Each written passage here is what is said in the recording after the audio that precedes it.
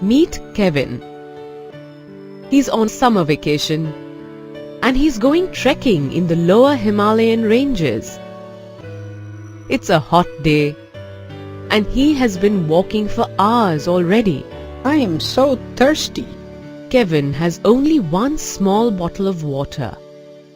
He needs to make it last the whole day, so he has to be careful.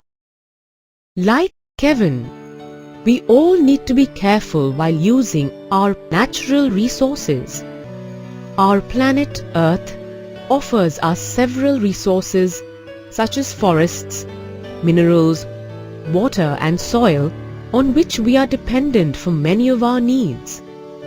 Like Kevin's bottle of water, these resources will also get depleted if we are not careful about how we use them. In this lesson, we are going to look at some natural resources, particularly forest resources, and figure out why they are important to sustain. By the end of this lesson, you will be able to describe how our natural resources are being depleted and why they need to be preserved, explain the significance of forest resources, explain the importance of sustainable development, and describe what we as individuals can do to help conserve and manage forest resources. Why do we need to use our resources carefully? Our resources are limited, and the number of people who need them is increasing steadily because of the growth in global population. That is why we need to be very careful about how we use our resources. Unknowingly, we are exploiting our natural resources, including our forest, water, coal, and petroleum reserves. For example, the river Ganges runs its course of over 2,500 kilometers from Gangotri in the Himalayas to the Bay of Bengal. In the towns and cities of Uttar Pradesh, Bihar, and West Bengal, garbage and excreta are dumped into the river while it flows through. Largely untreated sewage is dumped into the Ganges every day. In addition, human activities like bathing, washing of clothes, and immersion of ashes or unburnt corpses contribute to the pollution of the Ganges. The toxicity created in the water by these activities kills aquatic fauna. Even industries cause pollution because of the large amount of slag which is discarded as a byproduct of industries.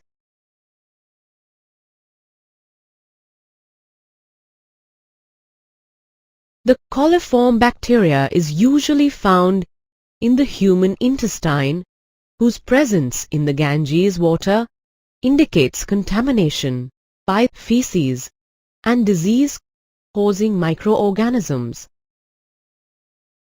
This graph shows the total coliform count levels in the Ganges that quantifies the pollution in units, called the most probable number or MPN. To overcome the poor quality of water, in 1985, the Ganga Action Plan came into existence.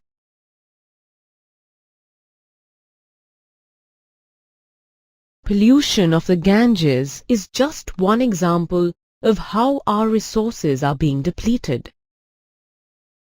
Let's join Kevin, who is trekking in the Himalayas, and talk about our forest resources. Forests are biodiversity hotspots due to the sheer number as well as the variety of species of flora and fauna that live in them. And these very forests provide us a wealth of resources. The depletion of our forest resources is another issue that we need to be aware of. Our dependency on forest resources varies. The people who use forest produce are called stakeholders.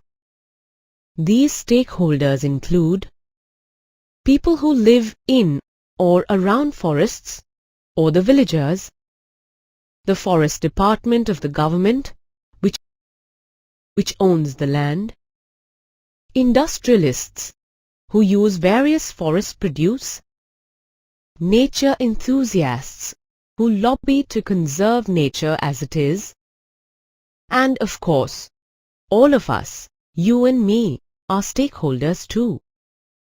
After all, these forests also belong to us. Let's take a closer look at how some of these people depend on forest resources. The people living in or near forests use the wood for fuel, bamboo to thatch their houses, and to make baskets, leaves for fodder, herbs for medicines, and fruits and nuts from forests for their food. They also let animals like sheep and cows graze in the forests.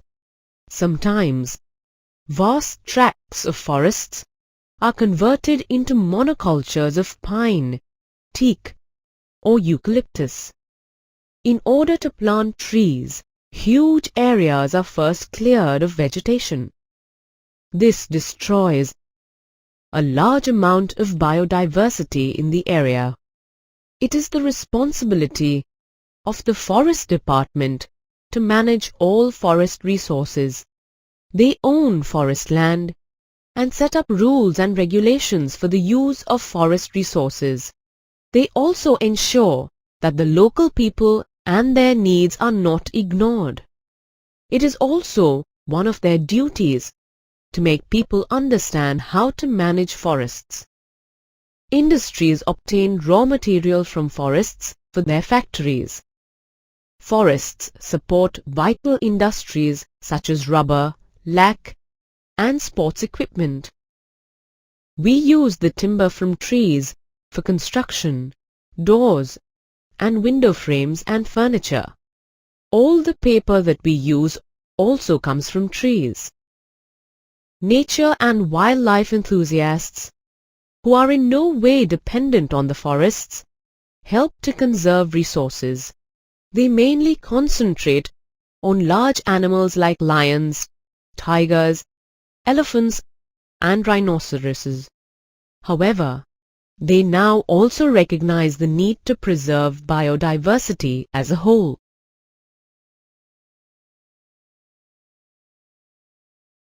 Our forest resources are limited. Indiscriminate use can deplete them to dangerously low levels. That's why the villagers try and take good care of them by using only twigs and branches from trees instead of cutting down trees, taking only what is needed, taking animals to graze in the forests. Without the animals, the grass would grow so much that new grass wouldn't get a chance to grow. Villagers make the government realize that they are also a really important part of the forest. Villagers' interests lie in conserving the forests rather than destroying them. Let's see few instances of villagers intervening for the conservation of forests. The Chipko Andolan, Hug the Trees movement, was the result of alienation of people from their forests. This movement originated in the 1970s in a village called Reni in Garhwal, high up in the Himalayas. There was a dispute between the local villagers and a contractor who wanted to cut trees in a forest close to the village. As the contractor's workers reached the forest, the women of the village wrapped themselves around the tree trunks, preventing the workers from cutting the trees. Thus, the contractor had to withdraw. This movement forced the government to rethink the destruction of forests affected not only the availability of forest products, but also the quality of the soil and the sources of water. In 1972, the West Bengal government recognized its failure in reviving the degraded Saul forests. A.K. Banerjee, a forest officer, along with the local villagers, was involved in saving over 1,200 acres of badly degraded Saul forests. The villagers helped and got incentives from the government in return. As a result of these efforts, the once worthless forests were later valued at Rs 12.5 crores. The Bishnoi community in Rajasthan conserved the forest and wildlife as a religious tenet. The Government of India has recently instituted an Amrita Devi Bishnoi National Award for Wildlife Conservation in the memory of Amrita Devi Bishnoi, who in 1731 sacrificed her life along with 363 others for the protection of khejri trees in the Khejrali village near Jodhpur in Rajasthan. Without the participation of villagers, the forests also suffer. For example, the Great Himalayan National Park contains alpine meadows which were grazed by sheep in the summer. Nomadic shepherds drove their flock up from the valleys every summer to feed their sheep. When this national park was formed, this practice was put to an end. Now, without the regular grazing by sheep, the tall grass prevents fresh growth. There's some sort of factory there. Let's go take a look.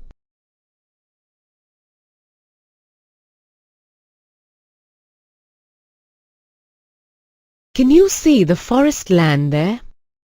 The factory has used up all the trees in this area. Imagine what would happen if they kept doing this and ultimately finished all the trees here. They would just move on to a different forest, I guess. That's true, but without the cover of trees, the soil in this forest would soon get eroded, leaving no more room for more trees to grow. Secondly, without the trees, wildlife dependent on the trees and forest cover would no longer survive. It's not just the number, but the variety of species of trees, plants and animals that are found in the forest that is important. It is this biodiversity that is so valuable.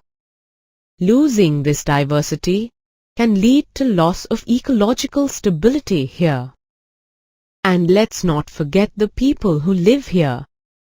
If they didn't have this forest, where would they get their food and firewood from? Where would their animals graze?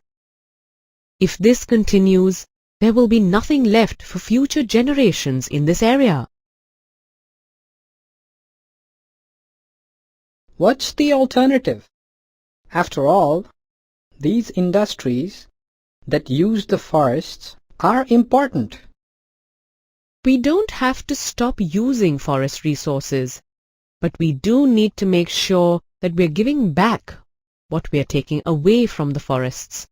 Industries releasing hazardous waste must have a plan for the disposal of wastes. Pollutants should be minimized and wastes must be recycled. The government has made it a rule that all industries that use raw materials from a forest must have the responsibility to plant more trees than they chop. Industries must pay the government fairly for these resources so that the money can be used for development work and for the benefit of the local people. Does that mean that we all play a role in keeping the forests safe? That's right, Kevin. All stakeholders, including the industries, the government, and the local people, have to work hand in hand. There's just so much to think about. I'm glad I came trekking here. I wonder if I would have realized all this otherwise.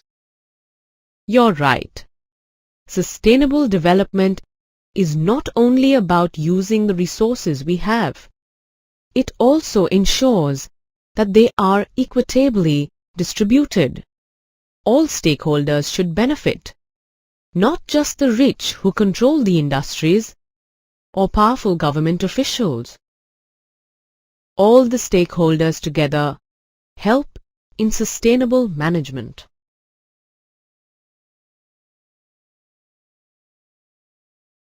The government, which owns the forest land, has some clear responsibilities. The government controls the industries to use the resources in limited quantities. It also has to set up rules and regulations for how these industries should operate, dispose their waste material, and so on. It has to ensure that local people are not marginalized, that they also benefit from available resources. The government has to ensure that illegal activity in forests is controlled, so that the resources do not fall into the wrong hands. Industries also have a role to play in conserving our forest resources. Some important responsibilities they have include planting more trees than they use or reforesting, following all government norms to prevent pollution, developing and following ways to dispose the waste from their factories safely, and lastly, paying a fair price for the resources that they use. Even you as an individual are a stakeholder in conserving our forests. There are a lot of things you can do to help conserve our resources. You must have heard of the 3 R's: reduce, reuse, and recycle. Use less. Switch off lights and fans when you're not in the room. Avoid wasting anything you use, including food and other items of daily use. Recycle paper, plastic, glass, metal, and other materials. Reuse what you can, such as plastic bags, glass, and plastic jars, the reverse side of used paper, and so on. Remember, all these small steps make a difference if we all follow them. Hi, I'm KK. Let me tell you a little bit about myself. Life doesn't exist without water. Water forms the basic raw material for metabolic processes to happen. Apart from supporting life, water is used for agriculture, industries, drinking, cooking, bathing, and cleaning. You can see how much of the total available water is used for these activities. This lesson is about the management of water and coal resources. At the end of this lesson, you will be able to explain the importance of water resource management, explain various methods of water resource management and their advantages and disadvantages, explain the importance of managing our coal and petroleum resources, list some alternative energy sources that can reduce our dependence on limited coal and petroleum resources, describe your role as an individual in conserving energy derived from limited resources. Water is important for many diverse activities. Let me give you an idea of how much water we actually use for some basic activities. As you can see, our need and use of water is huge. There is so much water available in the world, but only a small fraction of it is usable. This may pose as a challenge. The rainfall pattern in India differs in different geographical regions.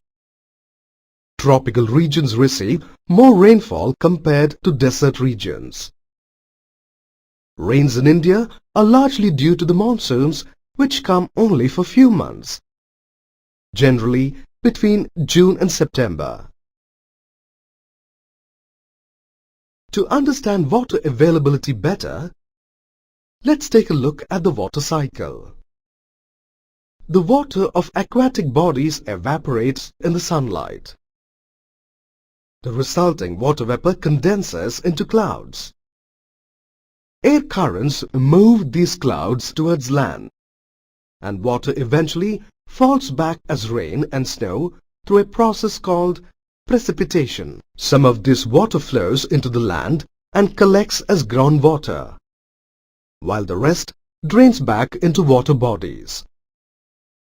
That's how the water cycle renews itself. This means water is always available, but in different forms. Around 97.5% of water in oceans is salty. 1.75% of fresh water remains frozen in glaciers and polar ice caps, while the rest, 0.75%, exists as groundwater. We can now understand that the usage of water is more when compared to the availability. But even the available fresh water is fast diminishing, which is a major cause of concern.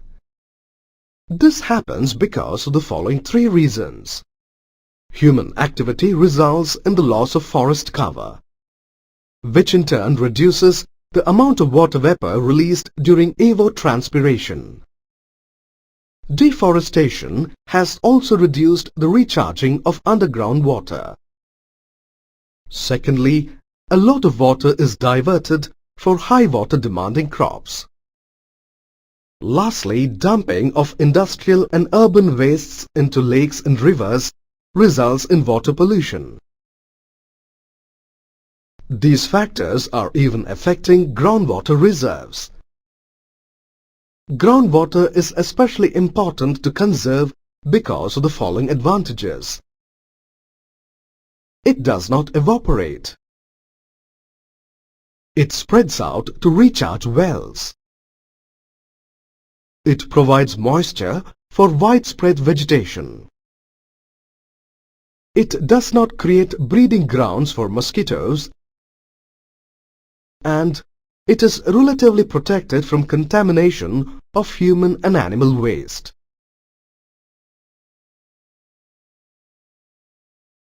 Therefore, it is very important to manage our water resources well and preserve it. Let us take a look at some ways in which this is done. One of the common methods of water resource management is to build dams. A dam is a structure used to divide and retain water in a particular area. Dams are used to generate hydroelectric power. They are also used for agriculture and in cities through canal systems that transport stored water to great distances. The Indira Gandhi Canal is one of the biggest canal projects in India, which brought greenery to northwestern parts of Rajasthan. Another major benefit of dams is that they help to control floods in an area. Some famous dams in India are the Bakranangal Dam, the Sardar Sarovar Dam, and the Tehri Dam. The Hoover Dam in the US and the Aswan Dam in Egypt are some internationally famous dams. Unfortunately, dams also pose several problems. You may be aware of the Narmada Bachao Andolan.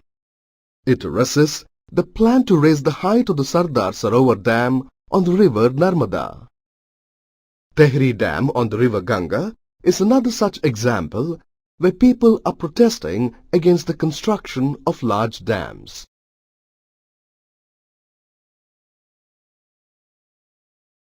But why the opposition? Let's look at the reasons. Dams are constructed in an area by deforesting the land, thereby causing loss to the biodiversity existing in the area. Further, dams block the sedimentation that rivers carry downstream. This clogs up the dam, making it less and less useful as a water reservoir over time. Finally, storing water in reservoirs changes its physico-chemical properties, which impacts the animal and plant life in the reservoir as well as the river. This is sometimes severe enough to eradicate an entire species from an area. Construction of dams sometimes also has a serious social impact. This is because large number of local villages and tribes are required to be displaced. They are provided rehabilitation and compensation for their losses, which is often not a fair deal. Finally, construction of dams also poses economic problems. Managing water through dams is very expensive. Unless a dam provides proportionate returns in the form of electricity and water supply, it is not worth spending so much money. So you see, dams have several environmental, social, and economic disadvantages. In fact, before constructing these dams, Indians used several environment-friendly small, local methods like watershed management and water harvesting. Watershed management aims for water conservation in order to increase the biomass production. Water harvesting is an age-old concept in India. Water harvesting techniques are named differently at different places, but the use remains the same. For example, they are called khadins and nadis in Rajasthan, bandharas and tals in Maharashtra, bundis in Madhya Pradesh and Uttar Pradesh, ahars and painis in Bihar, and eris in Tamil Nadu. I can take you on a tour of some of these places. Interested? Let's go. Our first stop is a small village in Himachal Pradesh.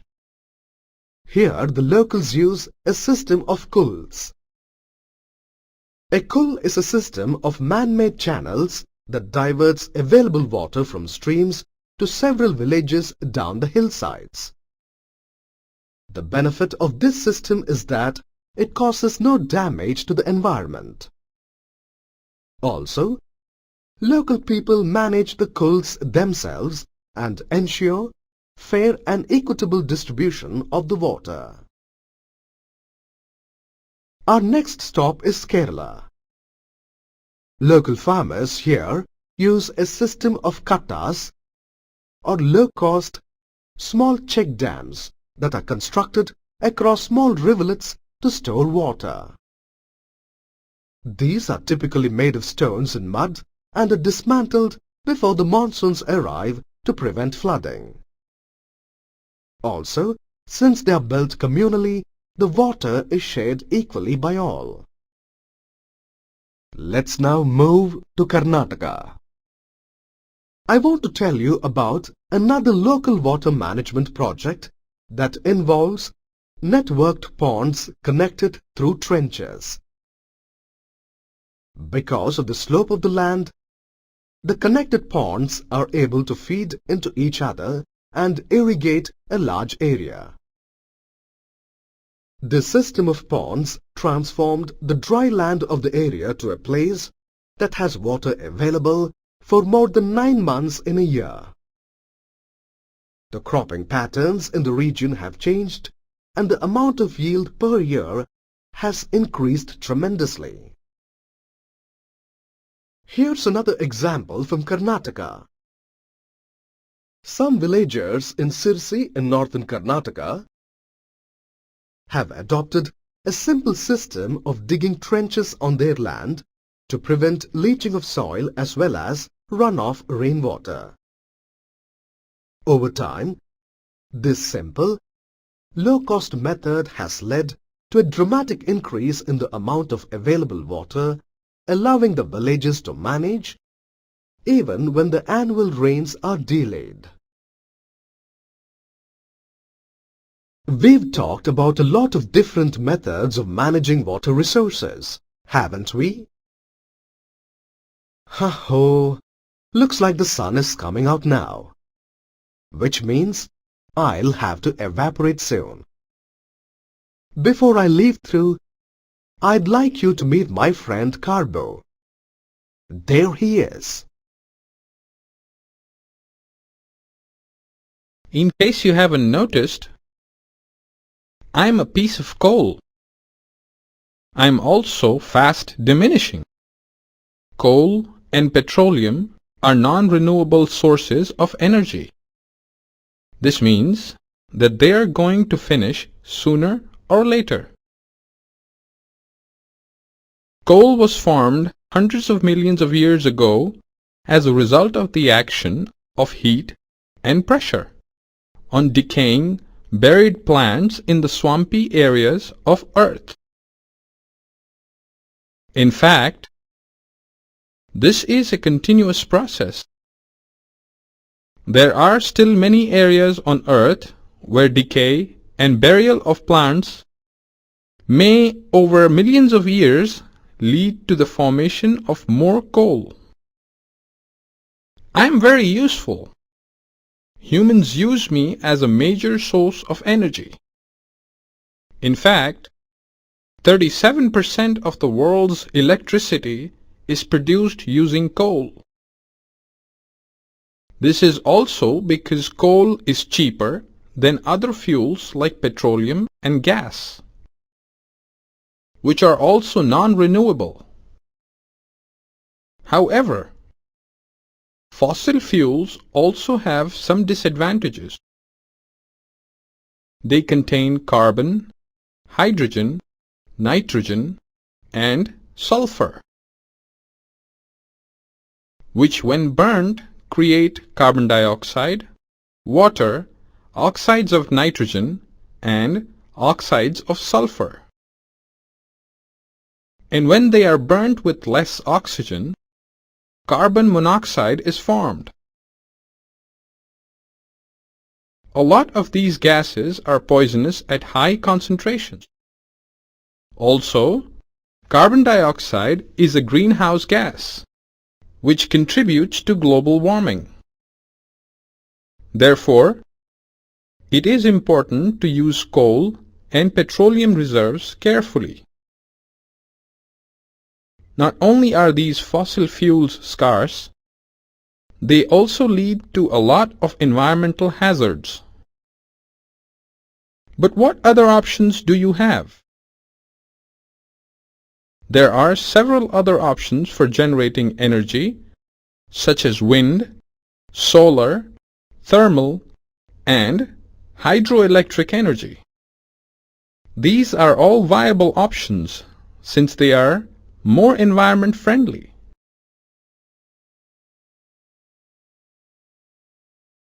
Energy conservation is very important to manage natural resources.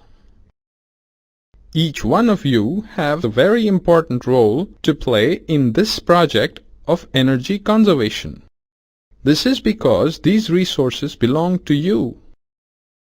If you don't help to conserve them, chances are you and future generations will not be able to enjoy them for long. Luckily, there are several things you can do as individuals to conserve energy. Here are some tips. You can make a habit of recycling and reusing things like plastic bags, bottles, jars, etc. You can try to reduce your consumption of electricity. Switch off lights and fans when you're not using them. You can change your light bulbs to CFL bulbs to save the energy used at home. You can reduce your fuel consumption by taking a bus, cycling, or walking. You can plant trees to help give back what you're taking from the environment. Finally, you can also share your knowledge about energy conservation and try to create social awareness. So you see, if you use coal carefully, you might still see me a few hundred years from now. Goodbye.